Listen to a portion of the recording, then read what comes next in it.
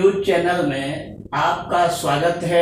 न्याय मंच की आप राष्ट्रीय अध्यक्ष हैं। थैंक यू, धन्यवाद। सर, मैं आपसे न्याय मंच के संदर्भ में कुछ सवाल पूछना चाहता, जो मध्य प्रदेश का गैर राजनीतिक संगठन है। गैर राजनीतिक संगठन होने के नाते आप जनता के हित में काम कर रहे हैं। संक्षिप्त में बता दीजिए साहब, जनता के किस तरीके से हित में आप काम कर रहे हैं।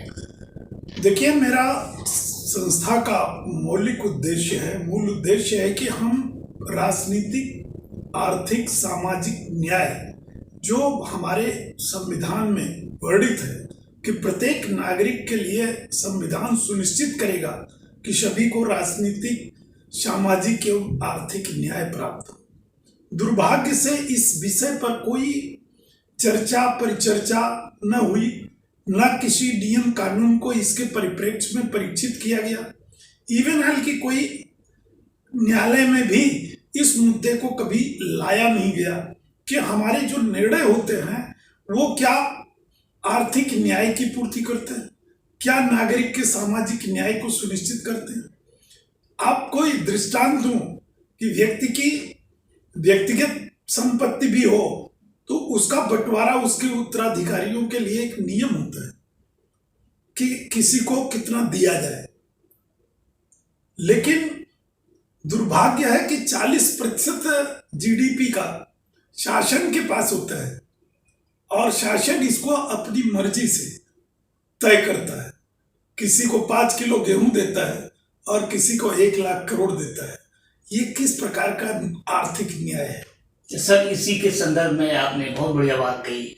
मेरा एक सप्लीमेंट्री क्वेश्चन इसी से जुड़ा हुआ है कि जिस तरीके से आपने कहा शासन किसी को 5 किलो गेहूं देता है और शासन किसी को 1 लाख देता है, लेकिन वहीं शासन की जो योजनाएं चलाई जाती हैं सरकार और सरकार से संबंधित लोगों का ये कहना है वो योजनाएं गरीब गुरबाओं के लिए होती हैं। जब वो गरीब गुरबाओं के लिए योजना चला रहे हैं तो आपको नहीं लगता उससे उनका न्याय नहीं हो रहा है?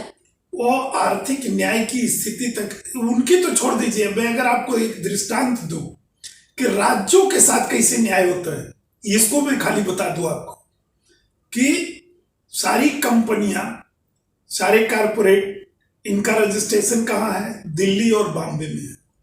आपको ज्ञात है कि इनकम टैक्स में इन कारपोरेट को से जो इनकम टैक्स प्राप्त होता है वो केंद्र और उस राज्य में जिसमें वो कंपनी पंजीकृत है उसके मध्य डिस्ट्रीब्यूट होता है।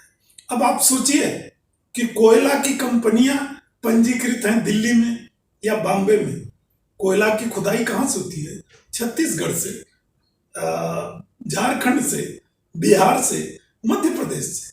इस गवर्नमेंट को कोयला कंपनियों से इनकम टैक्स में 1 रुपये नहीं मिलता। इसी प्रकार से मैक्सिमम देश की कंपनियां कहाँ रजिस्टर्ड हैं? बॉम्बे और दिल्ली में। अब शुरू हुआ है अहमदाबाद में। तो सारा इनकम टैक्स किसके मध्य बंटता है? बॉम्बे और दिल्ली के मध्य बंटता है। आप सोचिए कैसे न्याय है। और आप कह रहे थे, मैं केवल इतना पूछना चाहता हूं, हमारे यहाँ खैर मध्य प्रदेश में तो परिवहन निगम भी खत्म हो गया। बाकी बस पर जो यात्री चलता है, गांव का गरीब आदमी उस पर यात्री कर लगता है, उस पर यात्री कर उसको देना पड़ता है।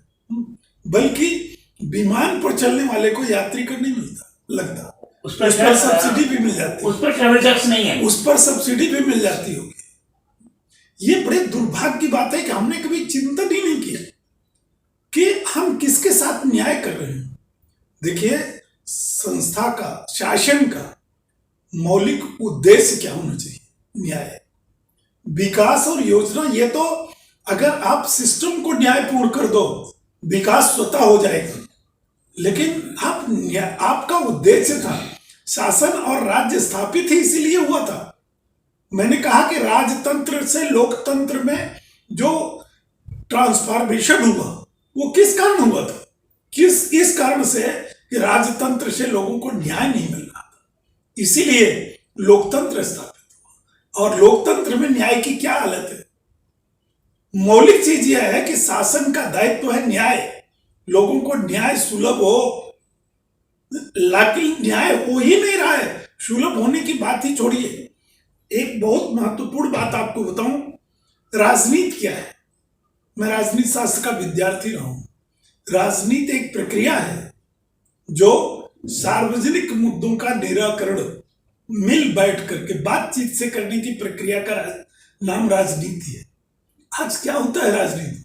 आज राजनीति लोगों के बीच में दुराव पैदा करने के लिए, विद्वेष पैदा करने के लिए, इसको राजनीति कहा जाता है। जी, एक अब हम राजनीतिक सवाल एक आध है हमारे दिमाग में सर, वो मैं पूछ रहा हूँ। आपके राज्य में, आप जिस राज्य से मध्य प्रदेश से आते हैं, उस राज्य में विधानसभा का चुनाव होने जा रहा है, तो आप विधानसभा के चुनाव में जो सत्तारूढ़ पार्टी और मुख्य विपक्षी पार्टी कांग्रेस से किस तरीके से लड़ते हुए दिखाई देंगे लोगों के लिए?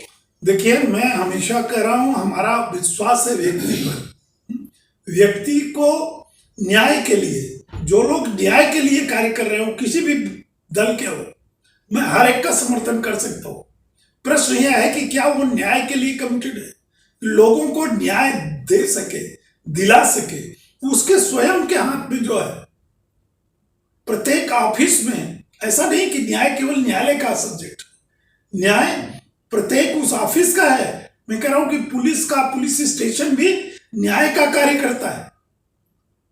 अगर वो पक्षपात करता है, मतलब अन्यायपूर्ण कार्य करता है, तहसील करती है, हम कह रहे हैं कि योजनाओं में भी पक्षपात होता है, ये स्थिति अन्यायपूर्ण है। न्याय की स्थापना हर स्थान पर होना है, और इसके लिए मैं प्रत्येक से गुजारिश कर रहा हूं, प्रत्येक नागरिक को कह रहा हूं कि आपका जो कमिटमेंट होना चाहिए, ये देख करके कि क्या आपके साथ न्याय हो रहा है।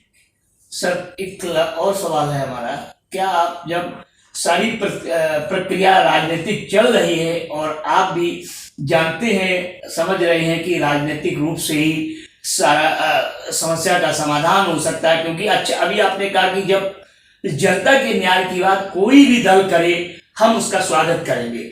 जब आप इस तरीके से स्वागत करेंगे, तो अपने न्याय मंच को उस प्रक्रिया में आप शामिल कर रहे हैं। देखिए, मैं एक चीज आपको पहले बता दूं कि मैं 31 वर्ष की सेवा में दोनों पार्टियों ने शासन किया था, और उनके अधीन रहते हुए भी, सारे नियम कायदे कानून के अधीन रहते हुए भी, मैं दोनों कार्यकाल में मैंने न्याय यात्रा की है। मैंने एज एसडीएम रहते हुए किया, मैं एज सीओ जिला पंचायत रहते हुए भी मैं ग्रामीण स्वच्छता कार्यक्रम को लेकर के मैं यात्रा किया पूरे जिले की साइकिल से। और मेरा उद्देश्य केवल यही है कि न्याय स्थापित हो, न्याय को लोग समझें, और मैं हर आदमी से संकल्प दिलवाता हूं कि तुम संकल्प लो कि न तो अन्याय करेंगे और ना अन्याय सहेंगे। ये हमारा संकल्प है कि मैं लोगों को संकल्पित कर दूं, और जब हम एक वातावरण बना लेंगे तो व्यक्ति स्वतः मैंने वो देखा है, हम अपनी न्याय यात्रा में देखा है, 376 के फर्जी केस में फंसे हुए लोग आपस में समझौता करते हैं। मैंने ये देखा है, मैंने ये पाया कि हाई कोर्ट से जीते हुए जमीन लोग वापस करते हैं कि कोर्ट से तो मैं जीत गया, लेकिन न्याय उसी के पक्ष में है जो हारा हुआ था। एक न्याय का वातावरण बनाइए। न्याय एक भावना है, न्याय एक संकल्प है, न्याय एक विचार है, न्याय एक आदर्श है, न्याय को एक आचरण होना चाहिए। और अब तक प्रत्येक व्यक्ति, मैं तो लोगों को बताता हूं कि अगर परिवार में भी तुमने पक्षपात किया, तुम 2 बच्चा या 1 बच्ची और बच्चे के मध्य पक्षपात किया, तो परिवार नष्ट हो जाएगा, समाज नष्ट हो जाता है। किसी की जाति के नाम पर, धर्म के नाम पर, आप विभिन्न जातियों के नाम पर, धर्म के नाम पर अगर आप लोगों को लड़ा रहे हो, मैं कह रहा हूं कि ये तो न्याय का विषय है, व्यक्ति न्यायिक हो। इसीलिए कहा गया था, एक बार कोई वेस्टर्न फिलोसफर ने भी कहा कि तंत्र कैसा हो इस पर बहस मूर्ख लोग करते हैं, व्यक्ति कैसा हो ये महत्वपूर्ण है। व्यक्ति अच्छा होना चाहिए। व्यक्ति अच्छा हो तो वो किसी भी तंत्र को ठीक कर देगा, और व्यक्ति खराब है तो तंत्र क्या करेगा। कुछ नहीं। धन्यवाद।